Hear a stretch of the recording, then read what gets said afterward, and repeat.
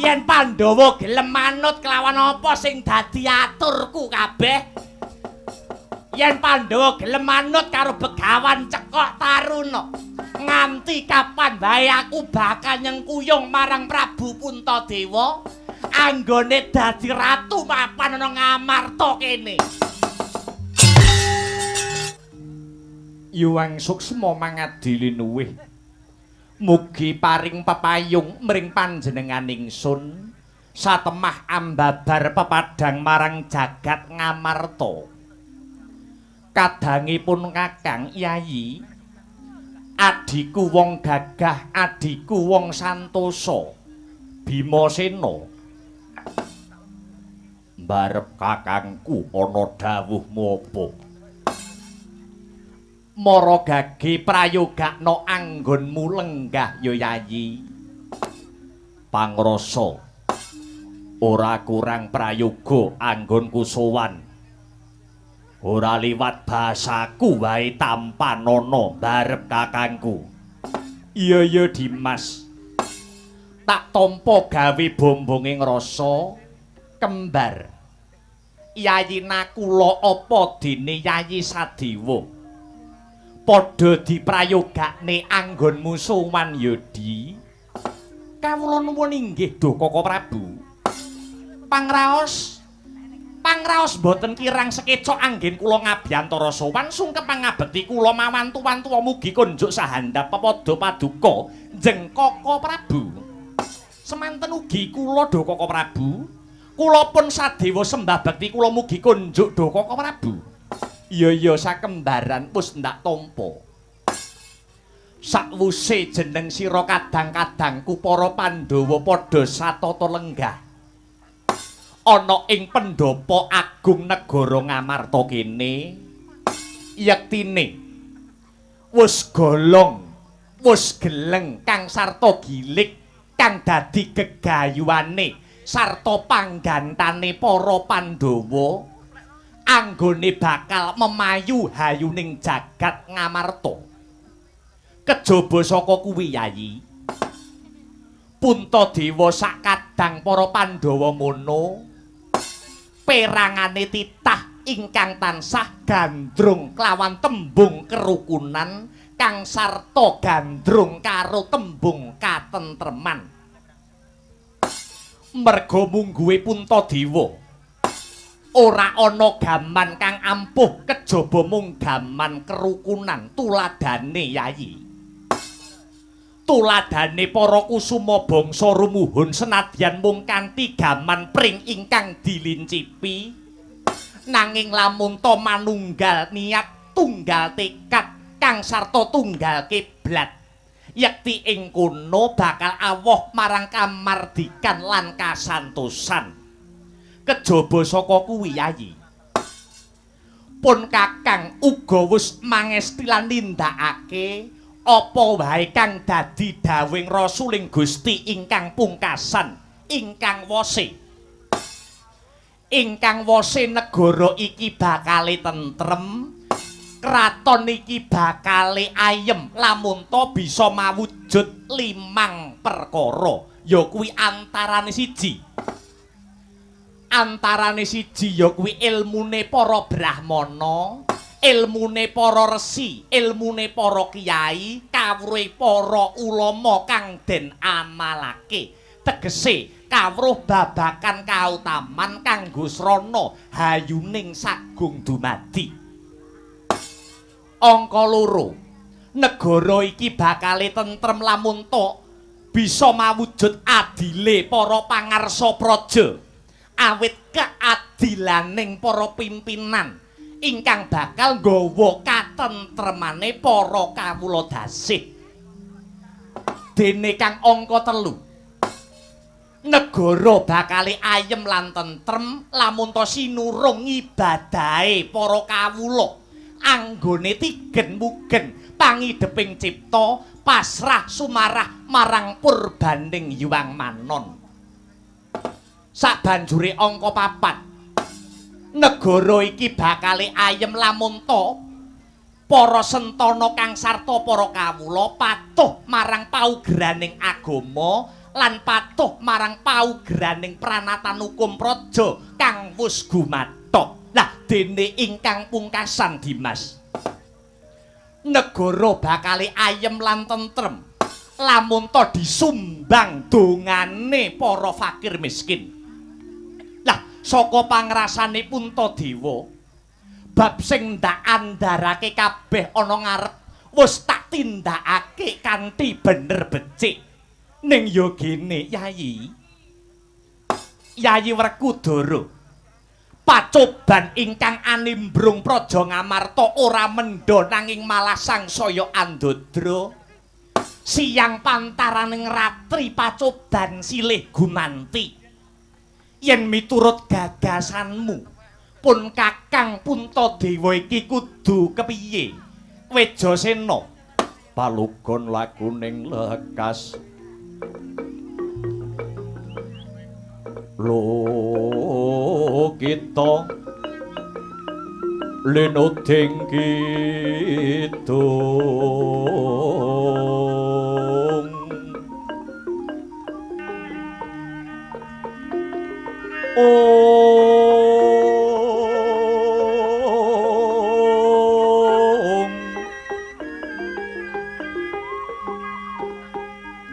kadung kadereng hamong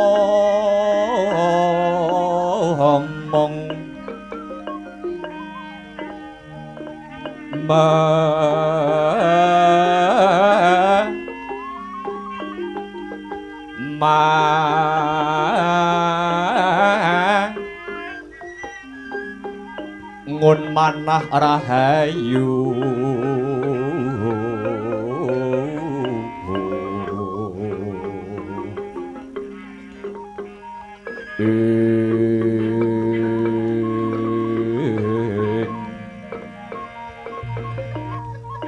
hayuwana tan akolong gumolong manadukara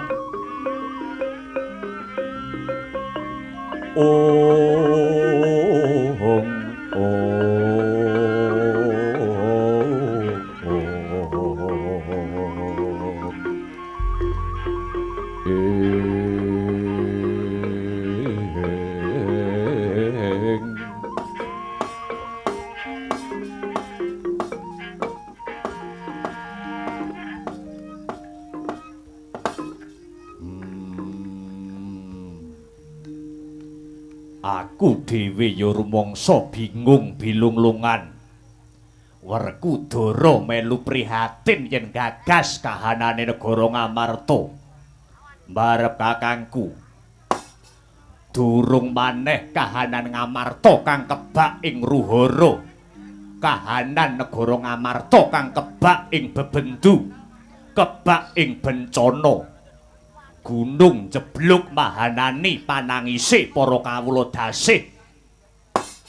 Banjir bandang glandang nyawane wong pirang-pirang. Lindu prakempa mahanani ilange nyawa. Ora mung kuwi mbarep kakangku. Saperangan cilik ingkang dumadi saka para nom-noman wis tetel sing dadi tata kramane. Ora gelem ngajeni marang pangarsa praja para pejabating negara. Ketitik ora wigih areringa lamun to ratu mutusake apa wae ora cocok karo kekarepane, banjur nindakake unjuk rasa saben dina wis budaya ana kutha negara Ngamarta. Kamangka kalamun dumadi unjuk rasa ora wurunga sing dadaki ya mung Werkudara, merga aku dadi manggalaning para prajurit. Gelem ora gelem Werkudara dibenturake karo kawula dasih. Mongko nyatane kewajibane Werkudara kuwi ngayomi marang para kawula. Nanging ya gene malah bengkerengan dhewe karo kawulane. Nanging yen Werkudara mung meneng wae ora gelem ngreksa kayuwanane praja, ora ngreksa marang kawibawane ratu, tegese aku dadi senopati kang ora bisa netepi marang jejibahan. Nanging yen aku kon rejang lan nyiksa marang kawula kang padha unjuk rasa, lire kabeh mau cengkah kelawan batinku. Maknane uripe Werkudara malah kanggo ngidak marang para kawula dasih. Yen ana lakon kang kaya mangkene iki njur kepiye? Aku ndok kon sabar ngadepi para kawula dasih, nanging wong sabar kuwi kabeh ya ana watese. Yen tembunge kawula sing bengak-bengok tansah nyacat marang pamarentah negara Ngamarta, babar pisan ora tau tak gagas, babar pisan ora tau tak pikir. Ning yen tumindake, ning yen pakartine wis milar saka pernatan, ngrusak marang wewangunan, ngobong papan sing dadi kebutuhane para bebrayan agung, mongko ora mung awan ning kepara nganti tengah wengi, liyane padha netepi pangibadah parandene anane mung bandem-bandeman. Aku dadi prajurit yen kaya mangkene iki. Matiku besok ora mergo mati ana madyaning palagan. Matine Werkudara ora mbelani nusa kelawan bangsane. Nanging matine Werkudara ya merga saka bingunging rasaku nggagas negaraku sing kaya kahanane kaya mangkene barga kanggo.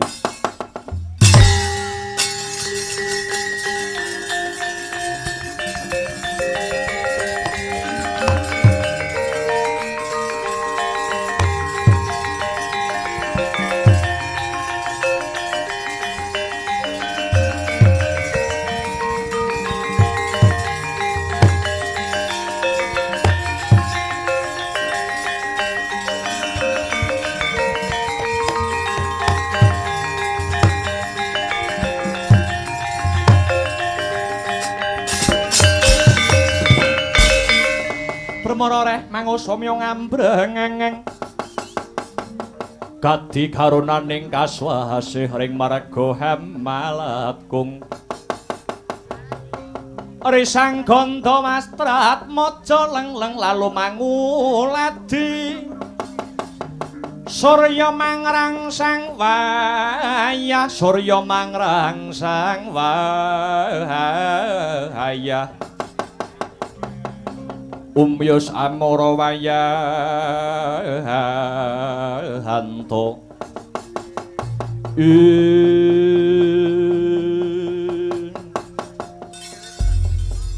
kawula nuwun sewu duh Koko Prabu Jimat pepunden kula kalilan Kang Yayi kula pun nakula nderek matur. Iya Yayi nakula mara coba matura kanthi trawaca Yayi. Koko Prabu, kahanan ingkang kagelar wonten ing Praja Ngamarta menika menawi miturut gagasan kula malah mujudaken tandha-tandha bilih Gusti ingkang Maha Kuwaos menika tresna dhateng para warga ing Praja Ngendraprasta. Awit punapa? Awit caranipun pangeran tresnani dumateng umatipun niku mboten kok malah para warga ing negari Ngamarta menika dipun paringi kabagyan kang sarta kamulyan, nanging rinten dalu tansah pinaringan wujudipun pacoban.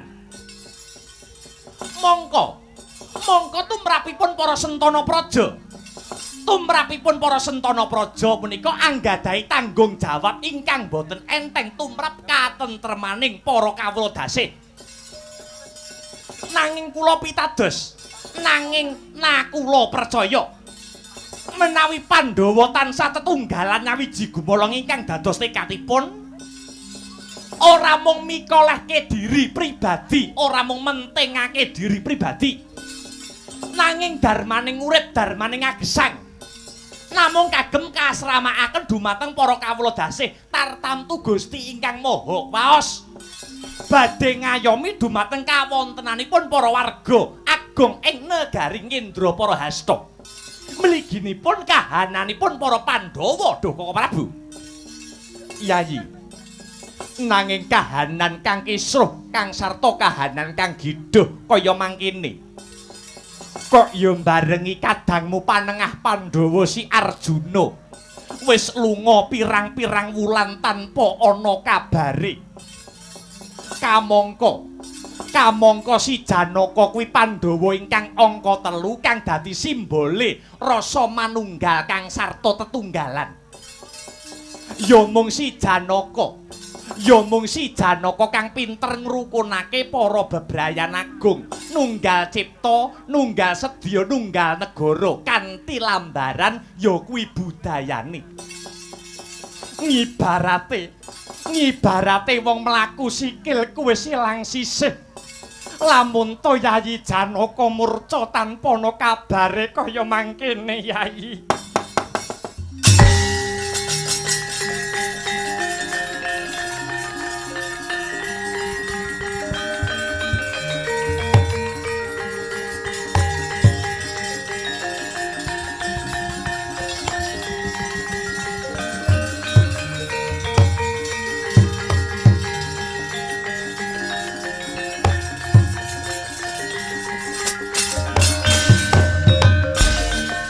Leng-lenging driya mangu mangun gong kanduhan rimang lir-lena tanpa kahanin lir-lena tanpa kanin yen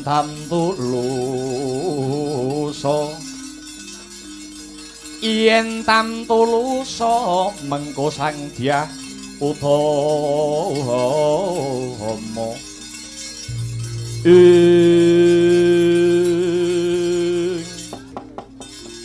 Lagya eca kang nedheng wawan pangandikan kasaru gegering Jawi ana sawijining brahmana ingkang anyar katon petrek-petrek minggah wonten ing setinggil negara Ngamarta.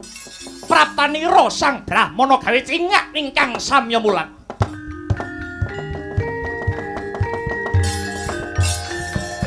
Lagi cawawan sabda gorekang sumewa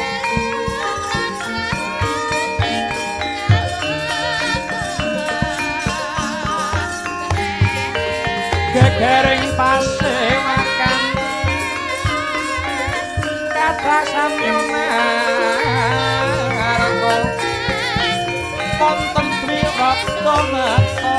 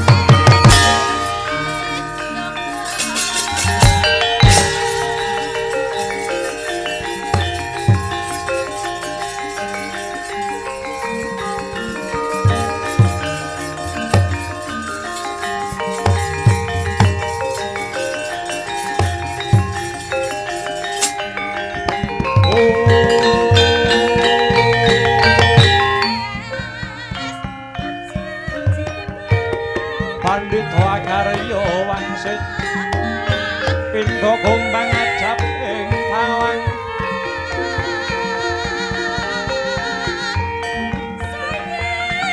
susu angin ngenting gone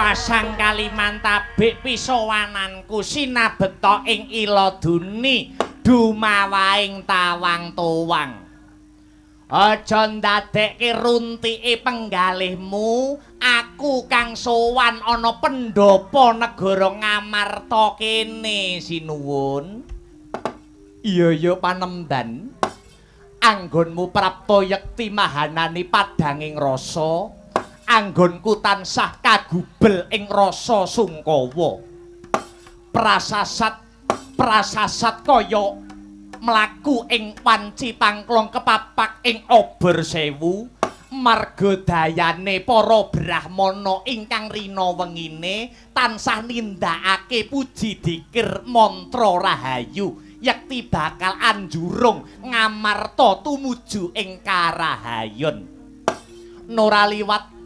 Nora liwat diprayogakne anggonmu pinarak lenggah Panemban. Matur nuwun Sang Prabu. Ndak kira kaya ora kurang prayoga anggonku seba lan aja ndadekke gerahing penggalihmu krana aku ora basa karo kowe. Ditepungke wae aku Pandhita Kleyang kabur kanginan dene peparapku utawa jenengku Begawan Cekok Taruna. Begawan Cekok Taruna pancen bener. Cekok Taruna, cekok ki tegese jamu, taruna ki tegese bocah enom. Jamuku ki ya bocah-bocah enom kuwi. Ngono Panemban. Banjur wigatine Panemban siba ana Ngamarta ngene. Yektine waleh-waleh apa? Aku sowan ana Sitinggil Praja Ngamarta utawa Praja Ngendraprasta iki aku makili sak perangan gedhe para brahmana, para pandhita, para kiai kang sarta ulama ingkang mapan ana negara Ngamarta kene. Kang dina sak mengko lagi mrehatenake kahanan kang gumelar ana negaramu Ngamarta kene. Maknane kepiye Panemban? Nyuwun sewu. Para brahmana kang sarta para kiai kang mapan ana Ngamarta kene kuwi gumun setahun jembleng serendeng. Kenang apa kok paugeran utawa dasare negara ingkang mapan ana negara Ngamarta kene kok ora nganggo paugeraning agama suci nanging malah gondelan karo sing jenenge jimat jamus Kalimasada. Kuwi dosa gedhe lho sinuwun, kuwi dosa gedhe lho Sang Prabu. Kuwi dosa gedhe. Lah sak banjure angka loro sing diprihatinake karo para brahmana kang mapan ana ing negara Ngamarta kene, angka loro ya kuwi kenang apa wong-wong kang mapan ana Ngamarta kene tansah nindakake adat lan budaya. Kayata sadranan nindake wilujengan utawa slametan genduren lan merti dusun. Kamangka Sang Prabu, kamangka wis cetha ngeglo kang tanpa warana, kamangka wis cetha utawa gamblang lamun kabeh mau ora ana tuntunane tumrap agama. Agama kuwi wis nemtokake tata cara lan cacakane wong ibadah. Ning kenang apa? Nanging kenang apa kok wong-wong kang mapan ana Ngamarta kene kok duwe utawa gawe tatanan dhewe. Mula Sang Prabu mumpung durung kedlarung-dlarung, ayo saiki tak kanthi Pandhawa lan para kawula ing Ngamarta wiwit dina iki padha mertobat. Mertobat bebarengan ing pamrih bumi Ngamarta bisa ayom ayem tentrem wekasan manggih tembung rahayu. Dene carane mertobat ya kuwi antarane siji adat lan budaya sing wis mlaku ana negara Ngamarta kene kudu diilangi.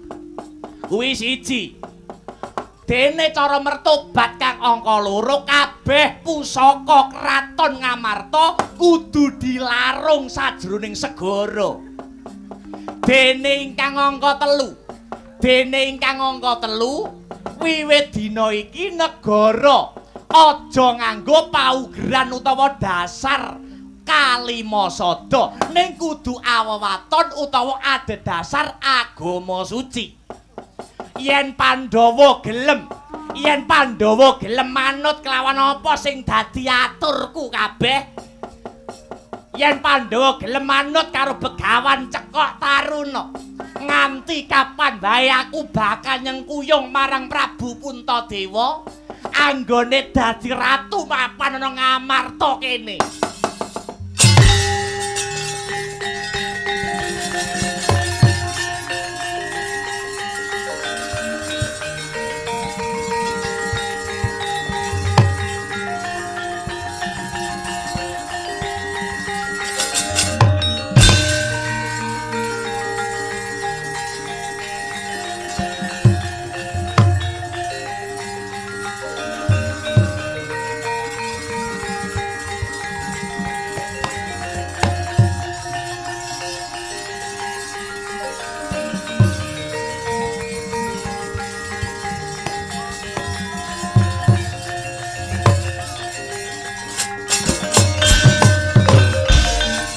Wang kunta kumpul patang gedhe sayang gongkara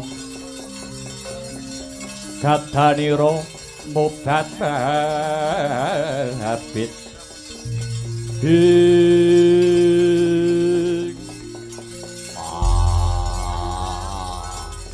Panemban Begawan Cekok Taruna. Iki apa bener sing jenenge Raden Werkudara utawa Raden Bimasena? Syukur yen kowe wis weruh karo jenengku. Ngerti wae bendina kumpul ning kothak mosok pangling. Mingset sing dadi lungguhmu kene. Panemban Begawan Cekok Taruna. Dina iki tak jaluk aja mbebidung rasane mbarep kakangku. Merga Ratu Ngamarta dina iki lagi gidhuh sing dadi rasane. Merga ilange si Janaka kang tanpa pepoyan. Ilange Janaka kuwi merga Ngamarta kene hawane sumuk, hawane negara Ngamarta kene hawane panas. Krana Pandhawa ora bener anggone ibadah. Ora bener anggone anenuntun marang kawula supaya ngugemi marang syariating pangeran, malah padha nyembah-nyembah, malah padha mundi-mundi wujude jimat jamus kalimasada sing wis nyata tabrakan karo ajaran agama. Iya. Dadi cekak cukupe. Dina iki Pandhawa ndok kongkon supaya nglarung wujude jimat jamus kalimasada. Heeh. Manuta kelawan aku. Dina iki uga kalimasada wenehna aku. Tak larunge ana sajroning segara Werkudara. Cangkemmu menengo luwih dhisik. Ndadekno sumurupmu. Kalimasada biyen dituku nganggo sarana laku. Kalimasada biyen dituku nganggo sarana prihatin sesirih lan sak piturute. Aku njaluk kanthi banget, Werkudara njaluk kanthi banget reganana Kalimasada sithik wae. karepmu piye Werkudara? Yen pancen Kalimasada ndok kon nglarung, aja kakangku Puntadewa sing ndok kon nglarung, nanging sing nglarung kudu kowe dhewe. Sing nglarung kudu Begawan Cekok Taruna dhewe. Ya yen pancen kaya mangkono, endi Kalimasada tak larunge dina iki. Aja mbok jaluk ning kudu ndok tuku. Pira ajine Kalimasada? Bakal tak bayar kenceng, ora utang ora semaya. Babakan regane Kalimasada pira aja rembukan ana kene. Saru yen disawang karo wong pirang-pirang. Aku njaluk paseksen. Loh, kok njaluk paseksen iki maknane lire piye? Murid-muridmu sing sekti, murid-muridmu sing digdaya, kabeh samaptakno. Murid-muridmu kudu samapta ing gati sawega ing diri jangkep sak gegamane. Lho, paseksen kok dadak nganggo murid-muridku, paseksen kok dadak nganggo murid-murid sing jangkep sing komplit sak gegamane. Gelem ora gelem syarate ya nggur kuwi. Oh iya. Menang apa to kok nyang-nyangane regane Kalimasada kok ora ning kene wae iki gene yo. Engko aku ora iso njupuk bathi. Elane bathi. Ya yen pancen kaya mangkono. Besok kapan sing dadi wancine aku bisa nuku jimat Jamus Kalimasada. Ora usah dadak ngenteni sesuk-sesuk.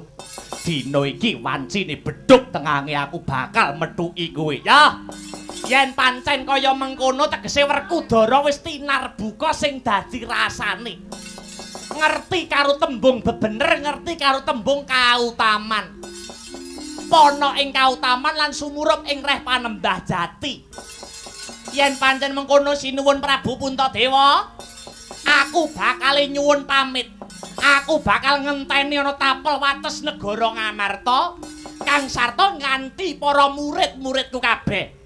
Iya Panembahan Begawan Cekok Taruna aja ninggal duga lan prayoga. Raden Werkudara aku njaluk pamit ya Raden. Panembahan ya muga-muga lepaso paranmu jembaro kuburmu.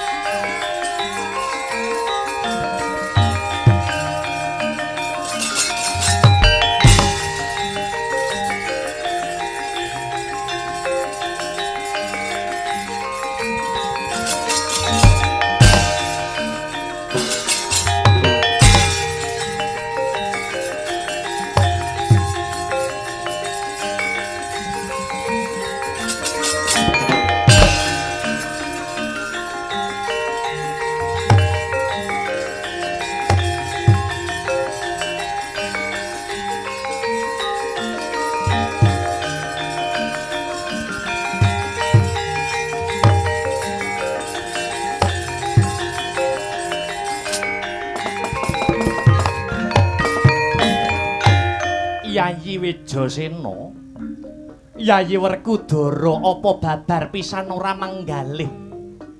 Iki mengko sisip sembire luput katuranggane mesti dadi kriwikan, dadi grojokan, gojekan, dadi tangisan. Kowe gelem ora gelem mesti bakal bentrok karo kiai. Gelem ora gelem musuhmu iki mengko mesti kiai. Kiai opo? Opo dikira aku ora apal karo Cekok Taruna? Kae ketoke wong alim nanging sejatine alime alim pulasan. Njaba putih jero kuning. Kepinterane babagan agama mung kanggo mecah marang kerukunane umat.